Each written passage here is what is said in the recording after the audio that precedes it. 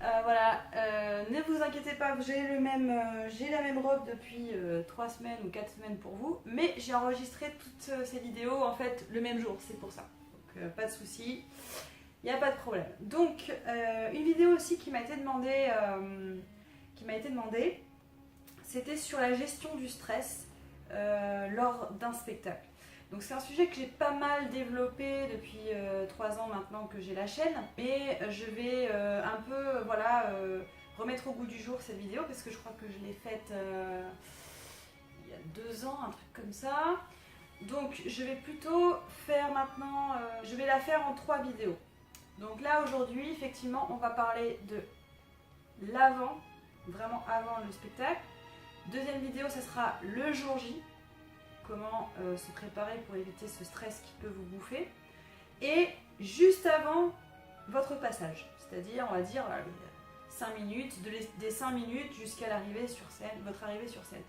C'est à mon avis 3 domaines de temps où vous pouvez agir concrètement pour contrôler ce stress qui peut être parfois très envahissant. Alors déjà bonne nouvelle, parce que si vous avez le stress à mon sens, c'est que vous avez compris la valeur de ce que vous allez faire et que vous voulez vous donner à fond et que vous voulez être le mieux possible pour cet événement. Ce qui fait que vous donnez du poids à cet événement et ça c'est une très bonne chose. Car vous allez tout donner, évidemment. Même si le stress vous bouffe, vous allez en tout cas avoir envie de tout donner. L'envie et l'intention est très importante, donc ça c'est super. Donc je vais parler d'avant. Alors, déjà pour contrôler ce stress au moment J, c'est tout le travail de l'année qui va être très important. C'est-à-dire être régulier le plus que vous puissiez, c'est-à-dire venir à tous les cours. Quand vous avez une perte de motivation, que vous êtes rentré vraiment un peu plus tard et que du coup vous vous posez une demi-heure et que vous vous dites punaise, faut que je reparte pour la danse, ou vous avez des choses de la vie quotidienne qui peuvent effectivement, vous en avez marre, vous avez envie de vous poser ce qui peut se comprendre. Et bien justement, si vous voulez vraiment avoir un résultat qui vous convienne un maximum et pouvoir gérer au mieux ce stress avant scène, le fait d'y aller et de justement dépasser ces envies de rester tranquille, ça va être gravé dans votre tête. C'est-à-dire que le jour J, vous êtes beaucoup plus sûr de vous, entre guillemets, parce que vous savez que de toute façon, vous n'avez rien à regretter. Vous ne pouvez pas vous reprocher le fait de ne pas être allé en cours. Parce que du coup, ça peut être quelque chose qui va nourrir votre stress juste avant de passer sur scène. Le fait de vous dire, ouais mais en même temps, j'ai loupé 2 mois dans l'année, en même temps, ou alors en même temps, j'ai loupé pas mal une fois par mois dans l'année. Et puis j'ai pas forcément travaillé à côté, donc vous allez vous culpabiliser peut-être aussi, ce qui fait que ça va nourrir ce stress. Donc déjà le fait dès le départ, en septembre, se dire voilà, je me donne tous les moyens pour gérer mon stress et pour être au mieux, donc je ne loupe aucun cours. Déjà d'une. Aussi, être régulier durant l'année, c'est aussi être là pendant son cours et être très objectif et très conscient. Ce que vous dit votre professeur, c'est pour votre bien et c'est pour votre avancée. S'il vous dit quelque chose, ce n'est pas par hasard. S'il vous fait comprendre que là c'est pas bon, il ne faut pas continuer dans cette direction.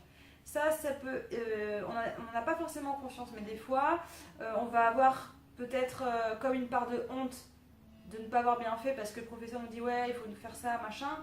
Et en fait, on va avoir comme une part de honte ou de gêne par rapport aux autres, ou enfin peu importe. Et du coup, on va rester bloqué sur notre truc. Alors ça, c'est pas bon. Parce que c'est pareil. Comme à un moment donné, vous allez en prendre conscience.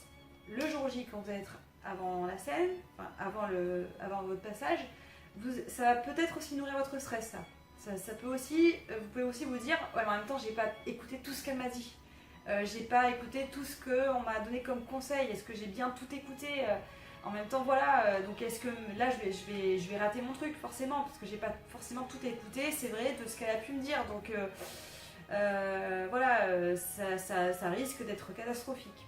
Voilà des choses qui peuvent nourrir et c'est des choses dont on n'a pas vraiment conscience parce qu'on se dit bon, en septembre c'est dans 9 mois, bon, ça va, on n'a pas commencé les chorés, tout ça, bon, c'est pas. Et pourtant c'est très important. Donc le fait de bien se préparer tout le long de l'année, de se dire voilà, j'assiste à tous les cours, je prends tous les conseils, même si ça peut me bousculer ou me gêner, j'essaye au mieux que je puisse, je pose des questions si j'en ai, parce que ça aussi, n'hésitez pas à poser des questions parce que vous pouvez avoir peur de peut-être déranger le cours. Si c'est une question qui est en rapport avec le cours en question, là, direct, pourquoi ne pas la poser? On est là pour ça, donc allez-y. Et toute cette préparation en amont de toute l'année où vous êtes sûr que vous n'avez rien à regretter et rien à vous reprocher durant cette année de danse, va faire en sorte que déjà ça n'existera pas. Vous voyez ce que je veux dire? Ça ne va pas exister. Ce côté, oui mais attends, j'ai loupé 10 cours, ou alors non mais je me suis pas assez préparée, voilà. Donc déjà ça fait quelque chose en moins, vous voyez ce que je veux dire? Donc voilà mon premier conseil, être très régulier et très objectif et prendre tous les conseils qu'on peut durant toute l'année. Voilà, je vous dis à la semaine prochaine pour la deuxième vidéo. Ciao!